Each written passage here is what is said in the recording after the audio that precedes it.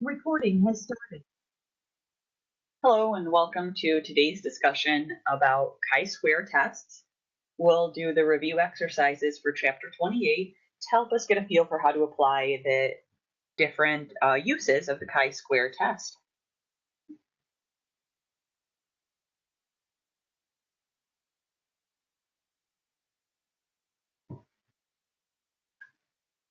In our first problem, where you are drawing 100 times at random with replacement from a box, fill in the blanks using the options below. Well, let's look at the first one, and this is a great practice problem. So try to reply before I give you the answer. I'm going to give you a minute to do part A. To test the null hypothesis that the average of the box is 2, you would use which of the options?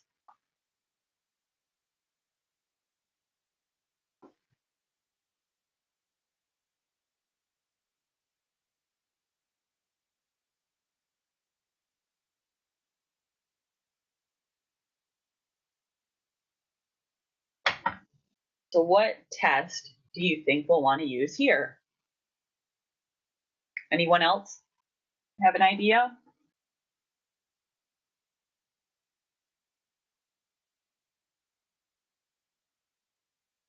Very good. It's correct. We will use a one sample z-test here.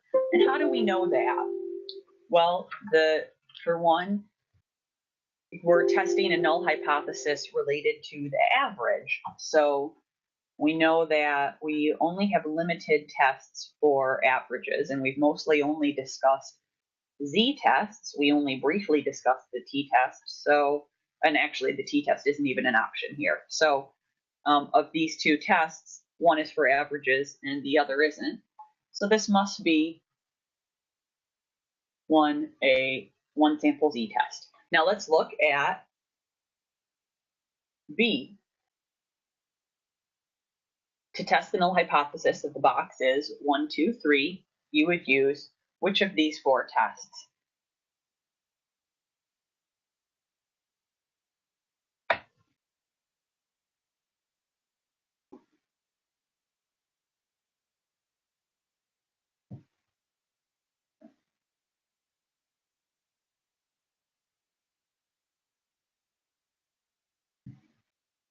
Good. We would use 3, a chi-square test with a null hypothesis that tells you the contents of the box.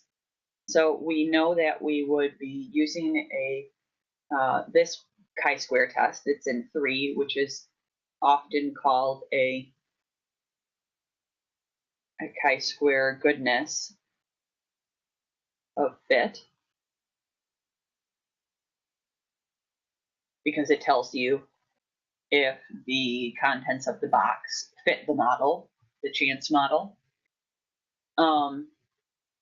which is opposed to test 4, the test for independence. And we know that when we see a test we think is going to be a chi-square, you should also think about how many variables are there, because if there's only the one variable, which there is in this case, then you're going to use a goodness of fit test. If you have more than one variable, then a test for independence is likely to be more appropriate.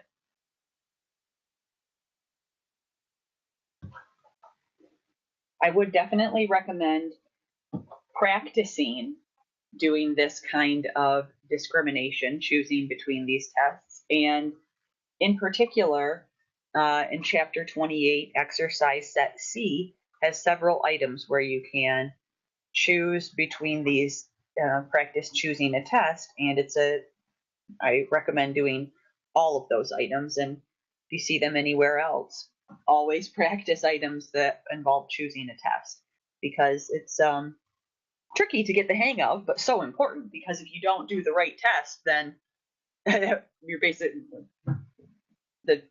there's no meaning then to what you've done. You're really wasting your time.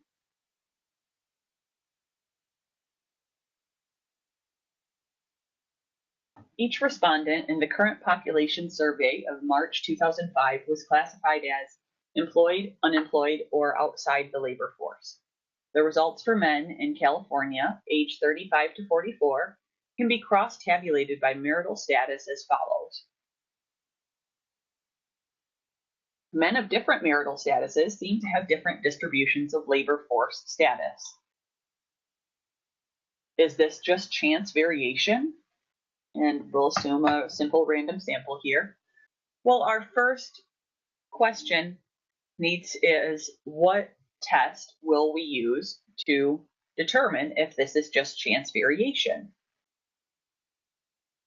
Remembering the test options that we were looking at just a moment ago, which of those tests would you use to solve this question?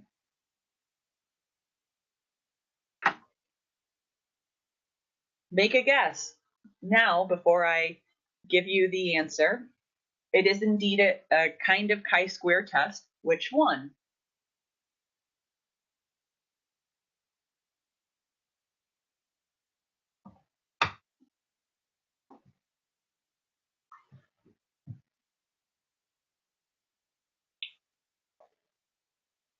Well, I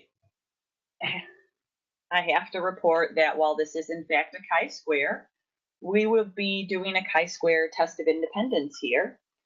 And how can you tell that?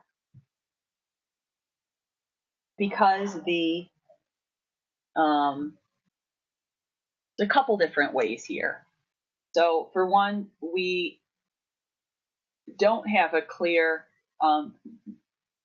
as you'll see, we'll set up an expected box, but there's not one that's laid out simply for us. Moreover, note that there's two variables. A hallmark of a test of independence is that you're testing the independence of two variables.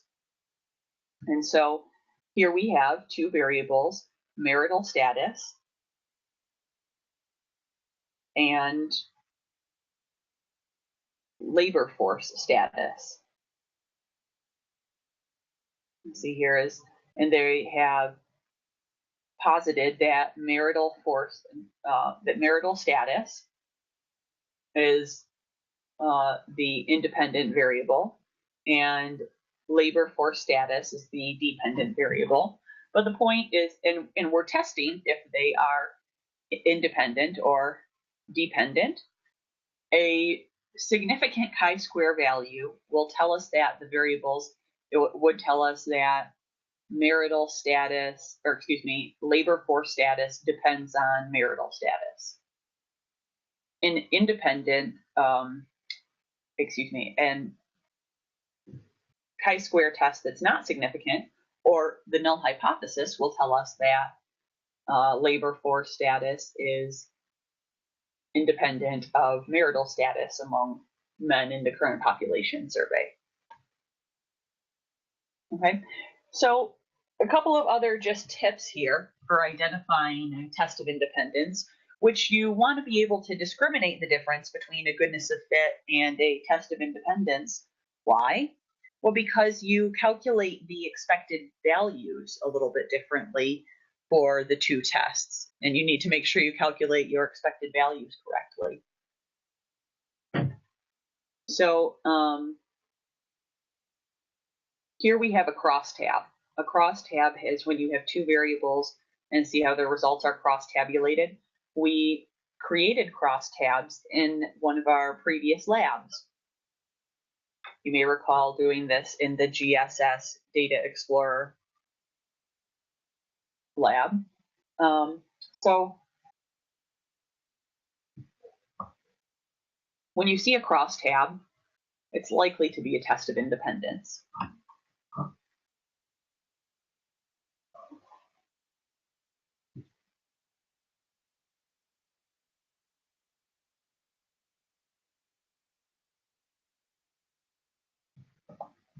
So remember, our null hypothesis always says that the difference is due to chance variation.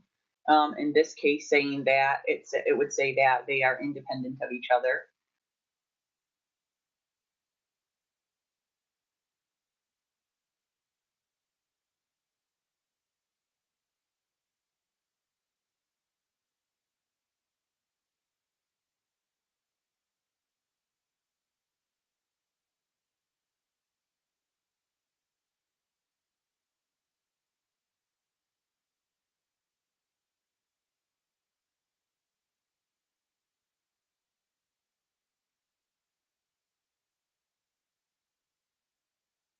Okay.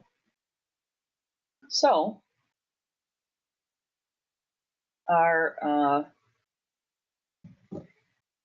the first step in doing a chi-square test of independence is that we need to make a table of the expected values. And to help make that a little easier, I'm going to adjust our spacing here real quick, because what we're going to do is use the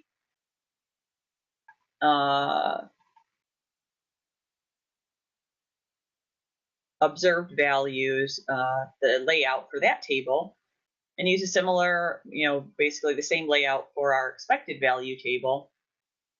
And I want to do it over here. So it's right next to it. So that makes it easiest for us to see. We'll move the null down here.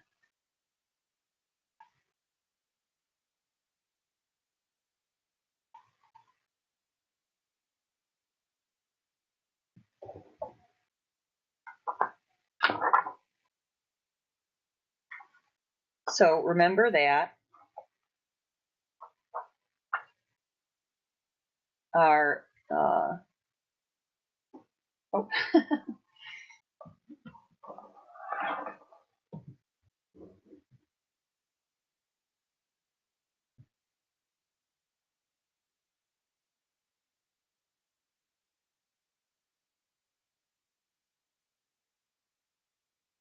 So the first step in making my expected value table is to basically recreate this table so that I can fill in another similar table with expected values, or actually it'd be easier to just write them in here and I'll put them in parentheses. Well, I'll keep them separate actually. Sometimes, I'll say this. Sometimes when you see output like crosstabs from statistical programs or other places, they will put them in that format, like the observed and then the expecteds in the same table. I'm going to put them separately because it's just easier for you to see them that way. And I don't want the numbers to look jumbled up for you. So we're just, for easier organization, going to do it like this. I'm just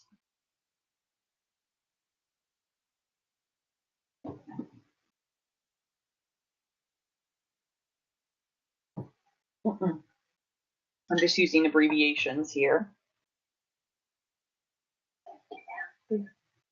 Don't start. So we have to we're going to need to compare these observed and expected frequencies. And to get the expected frequencies, we need to get first the row and column totals for the observed.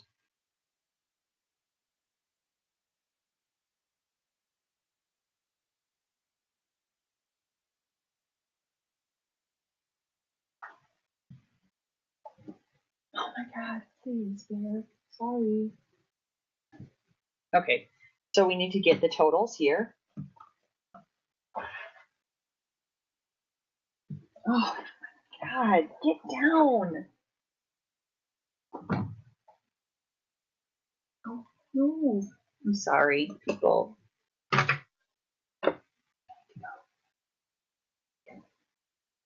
Hilarious. Okay.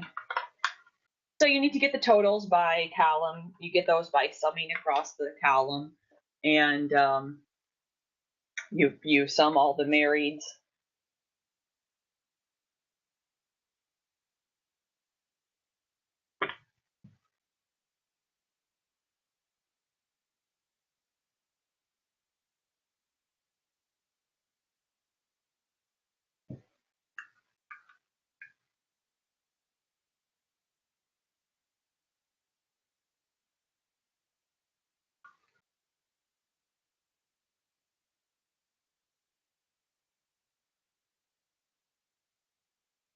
You get your totals by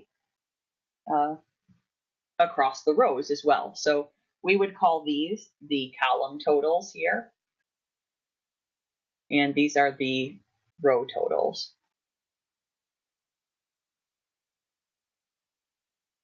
Okay, and we will use these totals to help us compute the expected values. So as you can see, they're distributed differently. than they are in the goodness of fit test, where we assume that there's equal distribution across the variable categories, that is.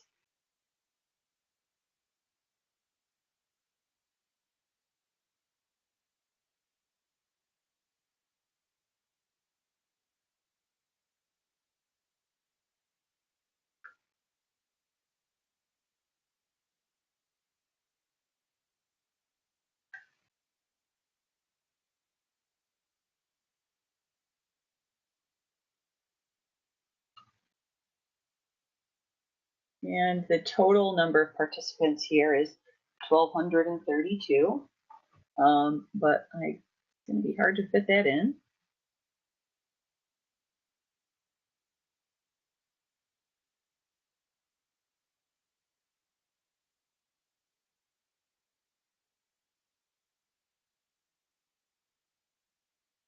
So we just got the totals by summing across the rows and columns. And then the next step is to get the percentage of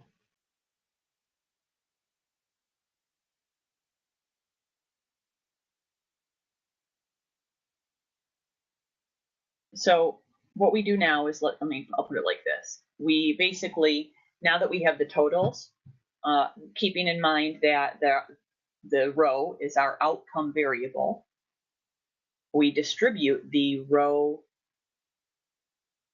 frequencies evenly across the values in the same level, but on the predictor. So that maybe sounds a little complicated, but here we would, it's not as hard as it sounds. So we could take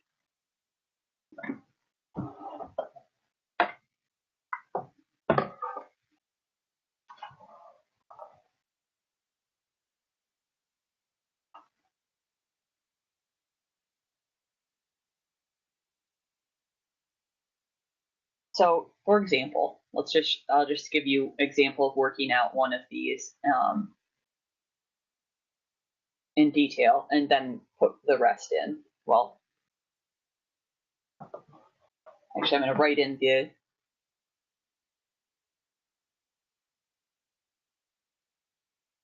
my expected frequencies, and then I'll show you how I got these in a moment. You'll start to see the pattern, I think, just from seeing the values laid out.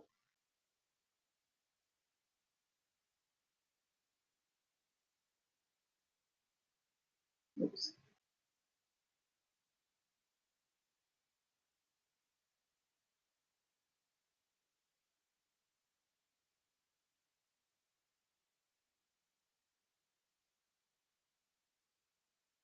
And if the pattern doesn't seem immediately obvious to you, don't worry. Remember, we're going to go over this in a moment, the actual calculation here. So as you can see, the expected values are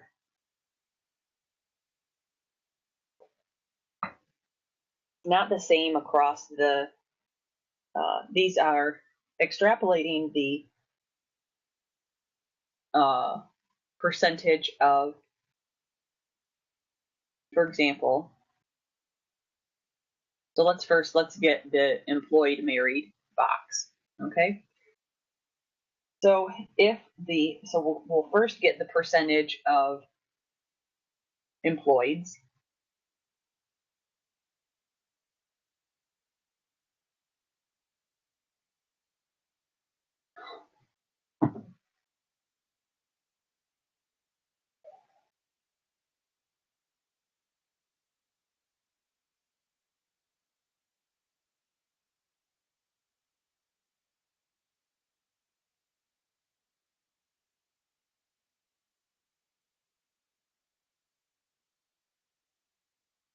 So the percentage of employeds, we'll just call them E%. oh no, is taken by the total of the employees in the sample and divided by the total number of participants. So our total number of employees is 1,097 out of a total number of participants, 1,232, times 100,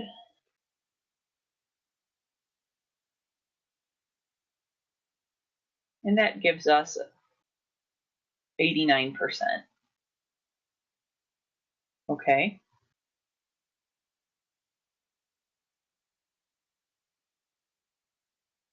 And the number of married participants is 848. So if labor status and marital status are independent, then the number of married employed men in the sample should be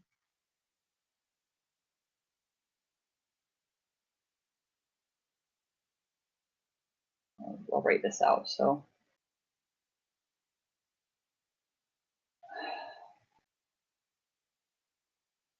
we're getting the married employed,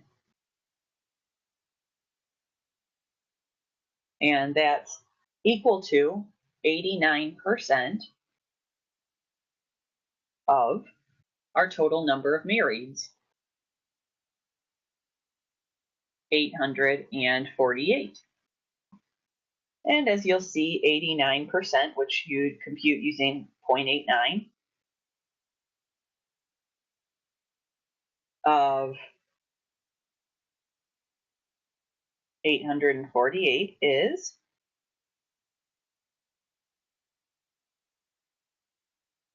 754.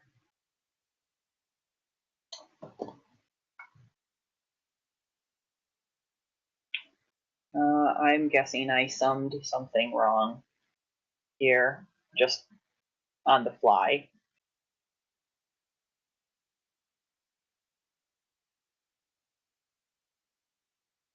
I did. This is 867. Of course, and again, this is a great tip for a way to remember. I mean, mistakes I make are the same kinds of mistakes students do when they're doing this stuff. It was, of course, the very first value that I summed up the total of the married column. Should be 867.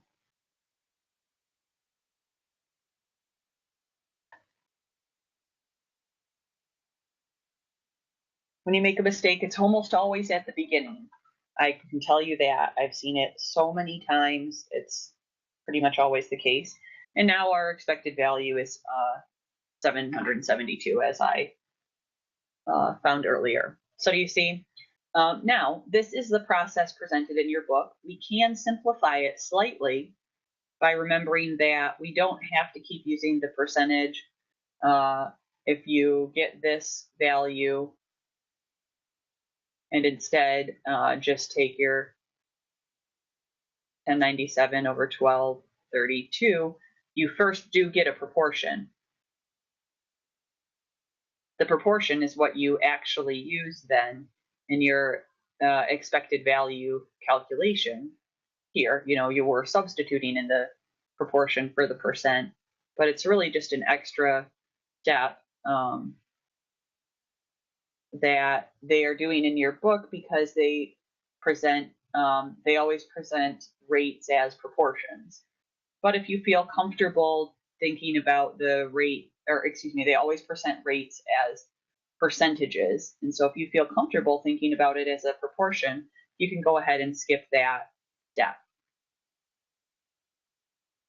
Okay, so this is how we use the same process each time to get each of these expected values. We could get the married unemployed value in the same process by taking the total number of unemployeds, 94, out of 1,232, get that proportion and multiply it by the total number of marrieds. And it would definitely be 66.2. Okay, so assume we went through and we did all of these expected value calculations, and now we have our observed and expected calculations, and we can do our actual chi-square, which has the formula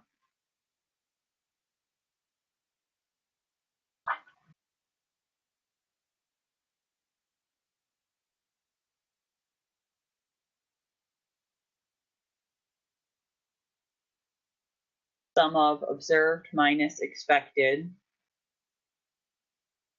squared over expected.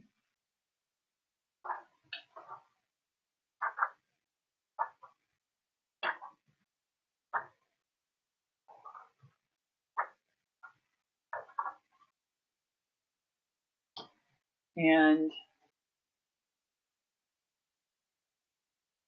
we actually sum this whole, the whole thing.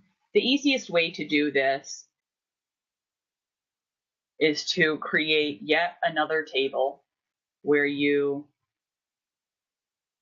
get each of these values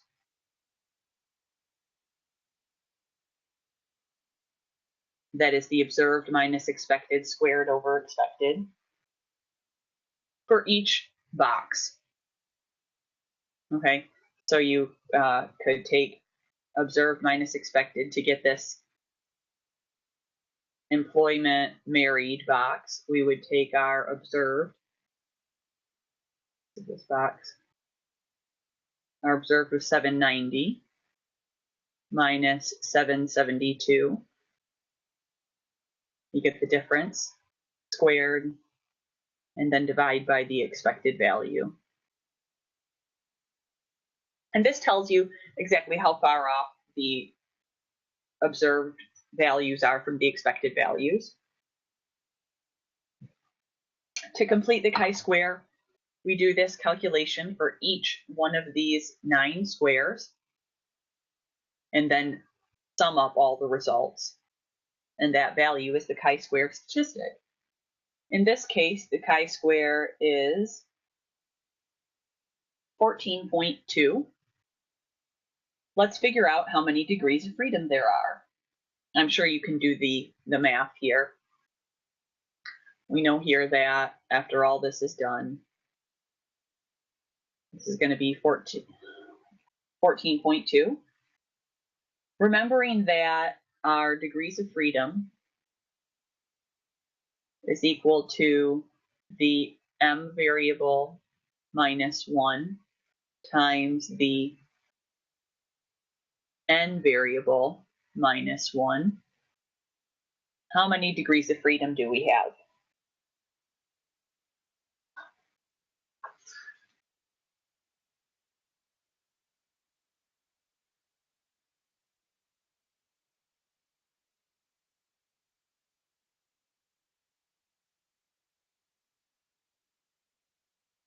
Well,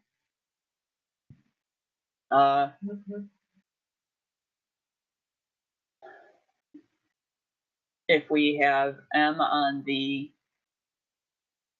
well, m is has 3 levels. Each of these variables has 3 levels. So we have 3 minus 1 times 3 minus 1.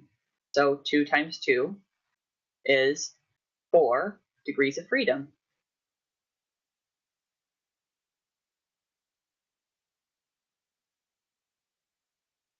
When we write this statistic at the end of our sentence, we will write it like this: chi-squared, and then you put the degrees of freedom in parentheses, just like we usually put our additional statistical detail in parentheses, and you report it like this. This is how you write out the result. And now we need to figure out the p-value here.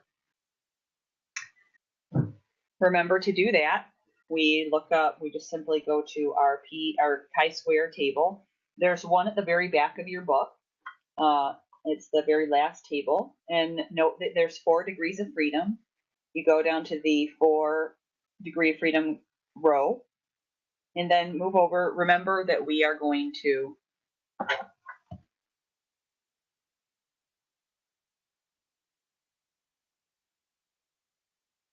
be thinking about this on the curve, and we want to find the value where 5% is remaining to the right of the curve. So that's going to be the column with the 5%, because along the columns on this chi-square table, they're showing you each of the amount of the proportion of the distribution left that is remaining to the right of that value. So like when you're at 50%, which is about here, there's 50% here and 50% there. 30% has 30% here, 70 there. So we go all the way over to the 5% column, and I can see that the value that corresponds to this location is 9.49.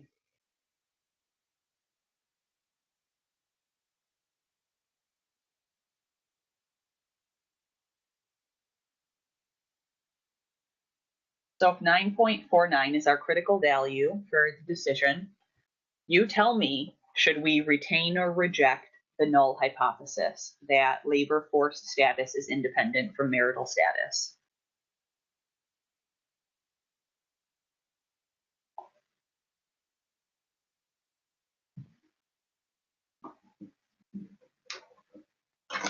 Reject. Yes, exactly. We have to reject the null hypothesis in this case, and you can visualize that yourself too if you see that.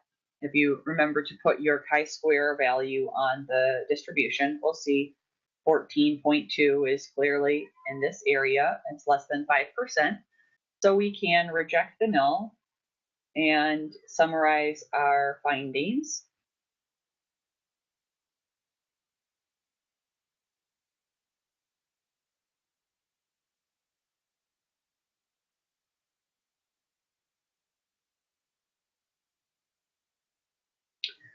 So to summarize them, we could say that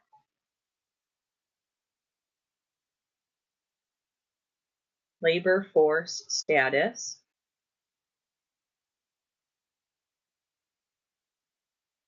and it's customary when you have categories like this to list what the categories are in the at minimum in your parentheses. So here we would say employed, unemployed, or not applicable. I would write them out, but we don't have space.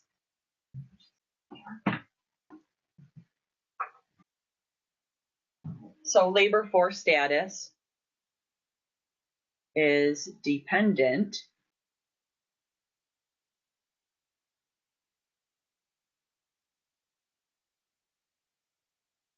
on marital status.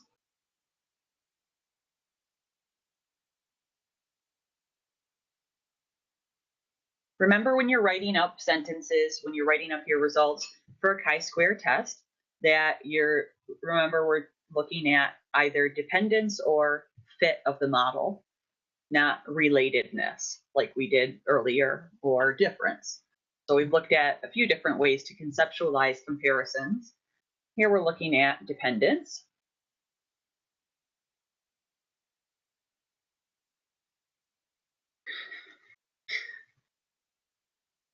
Oh my gosh.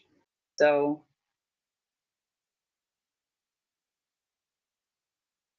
oftentimes you don't have to do this when you write these up, but you'll usually see with a chi-square a table with the frequencies. You'd see a frequency table. Normally though, not with the frequencies, the percentages are reported, and the column percentages are what are reported because the column is the predictor.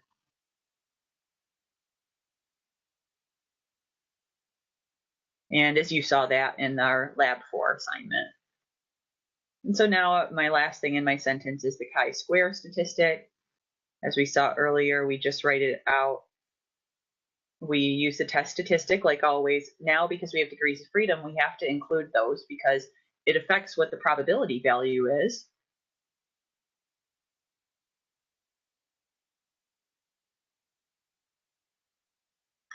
And it's enough to say that the p is less than 5%. Okay?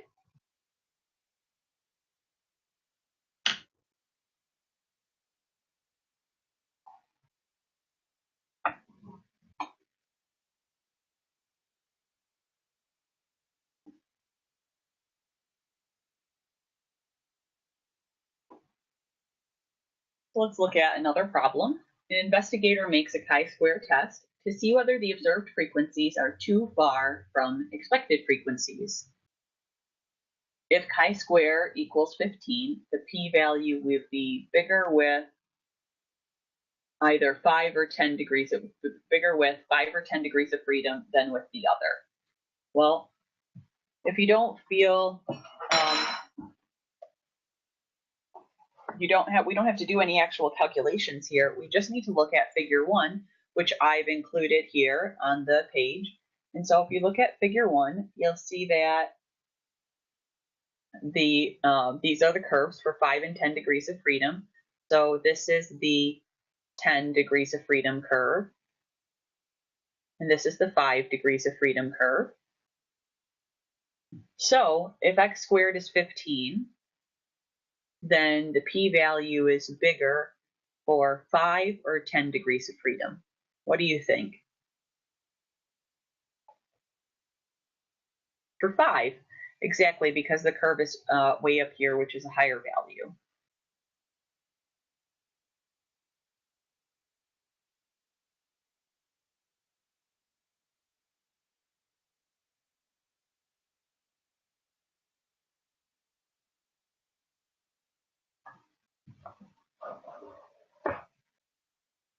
Oh, sorry, I wrote that in there, opposite. I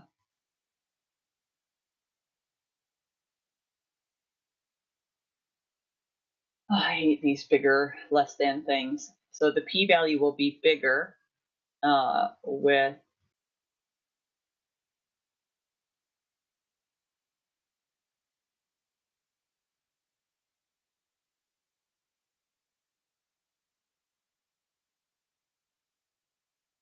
with 10 degrees of freedom. X squared is 15.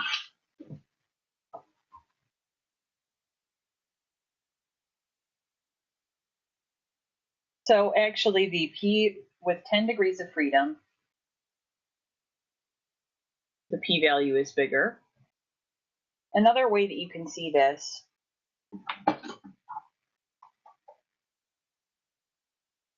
is to just look at your chi-square table in the back of the book, and you'll see that as the degrees of freedom go up, the values go up too because of the way that the curve shifts. So the p-value is actually bigger with 10 degrees of freedom because the curve in that case has more area to the right. Sorry, I mislabeled these. I was really tired tonight.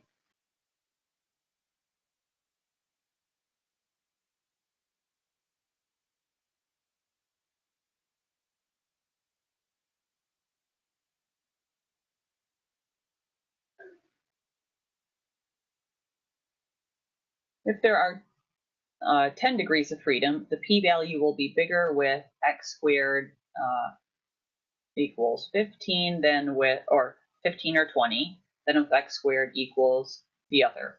Well, now we're thinking about, we have the same degrees of freedom that we're comparing, and we're just looking at comparing the p-value of different chi-squares. So if our chi-square is 15,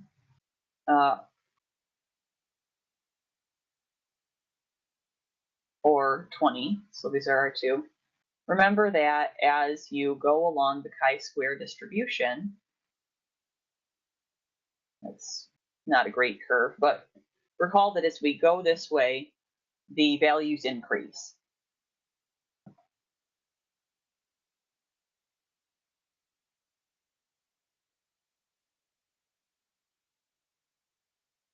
So the p-value will be bigger when chi-squared is 15 than with chi-square equals 20, and that's because the area under the curve to the right of 15 is bigger than the area to the right of 20. It's okay. It's kind of tricky to make those comparisons, the bigger than, less than. Let's look at one more chi-square problem.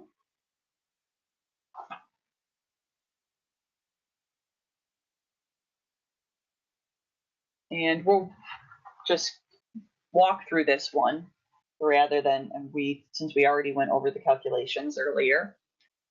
Each respondent in the current population survey of March 2005 can be classified by age and marital status. The table below shows results for women aged 20 to 29 in Montana. And there's two questions. Women of different ages seem to have different distributions of marital status, or is this chance variation? And question B is, if the difference is real, what accounts for it? Well, these are very different questions. Let's first think about part A. Can you answer these questions with the information given? What do you think? Can we answer the questions?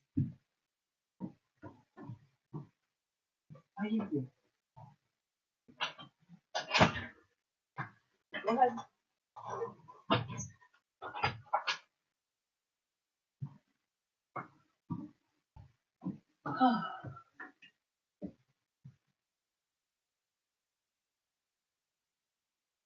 Well, we can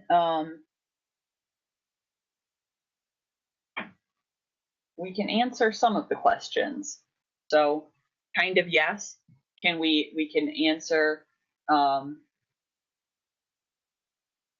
we need to think about each question. So first, is this just variation, the different ages? We can answer this question, but if the difference is real, what accounts for it? That's a harder question to answer. And this gets at the heart of what we can do with our inferential statistics. So they can tell us whether there's difference or dependence or independence, but it can't tell you what causes the difference. That's down to your intelligence, a researcher, that's down to logic and good understanding of the field. So we can answer some of the questions. We can answer question A. We can't really answer question B. So given that, if we should proceed to answer question A, and to do that, you just get the expected values again. I'll just give them to you.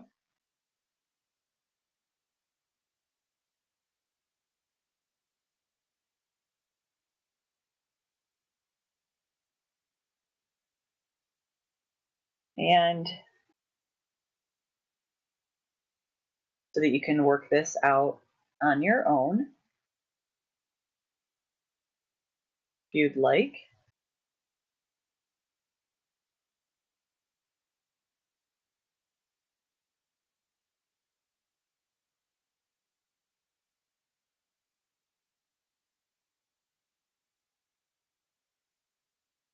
So these are our expected values.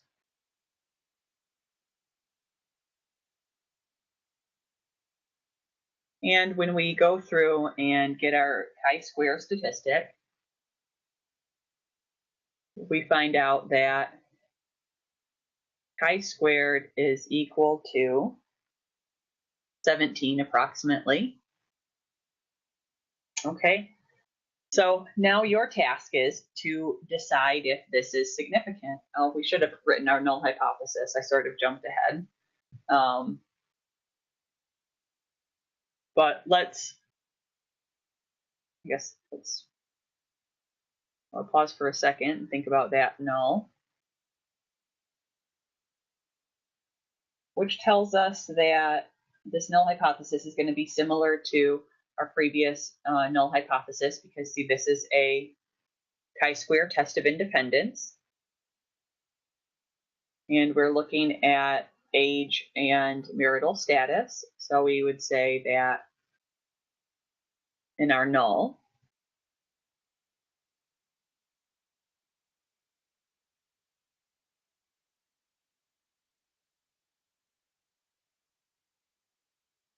The marital status is independent of age. Now, we need to decide to retain or reject this. What's the first step that we need to do in order to evaluate this chi-squared statistic?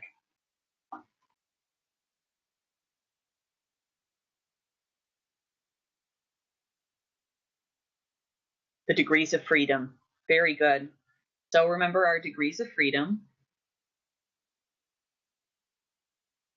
are m minus 1 times n minus 1. And we have 3 minus 1 times 2 minus 1, or 2 times 1. So we end up with 2 degrees of freedom.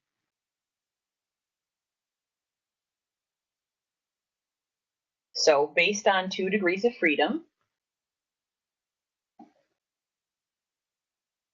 we need to look up our probability levels here on the table.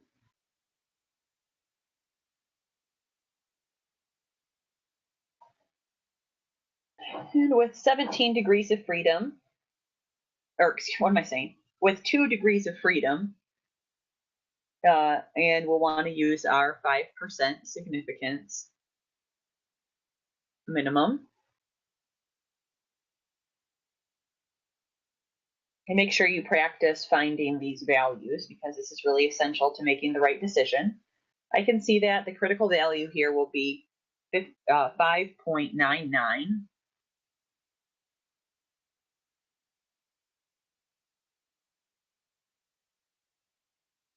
And for 1%, because I can already see this is much bigger than that value, at 1%, the value is 9.21. So is this result significant?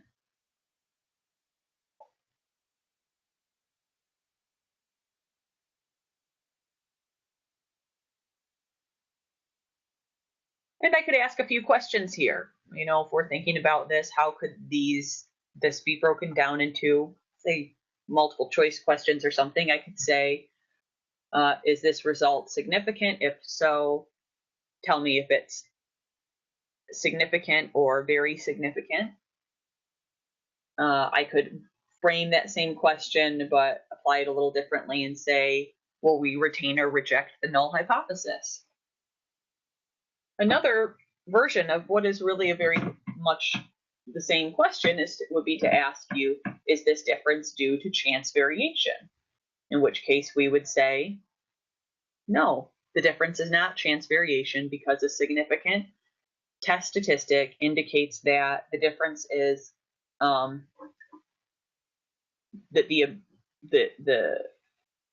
it's unlikely to be the result of chance variation.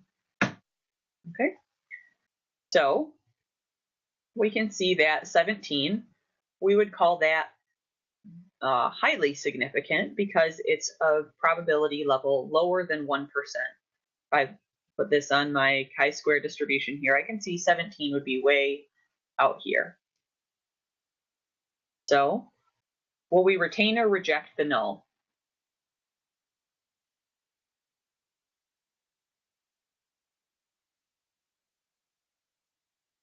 We'll reject.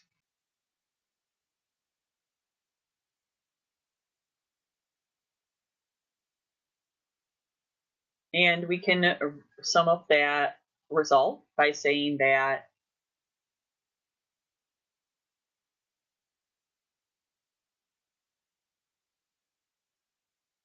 marital status, and in this case, it's defined as never married, married, or widowed, is dependent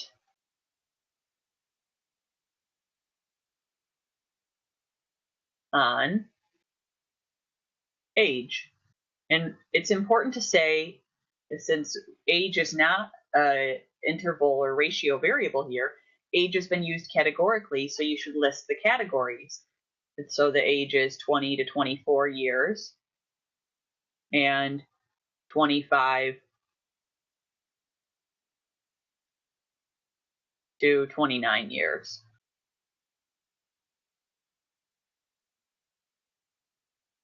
Comma,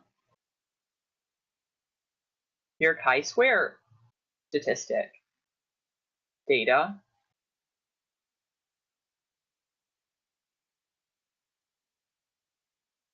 So our chi-square with 2 degrees of freedom is 17, and P is less than 1%.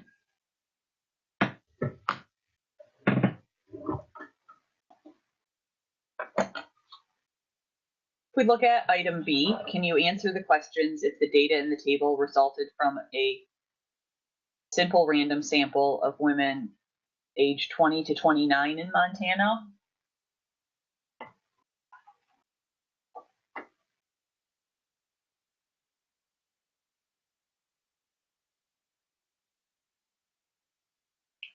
Well, we can't because I'm assuming when they say that we're talking about a simple random sample of women aged 20 to 29, that we're looking at 20 to 29 as an interval level variable rather than a category, in which case we don't have, it's possible statistically to do that, but we haven't learned any techniques that enable us to use to look at the effect of an interval level predictor on a categorical outcome.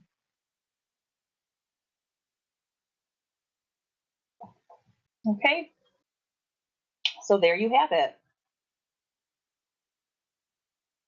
Remember, when you're evaluating and picking what kind of test to use, to always look at what the level of measurement is in your variable and what is being tested. What's the model?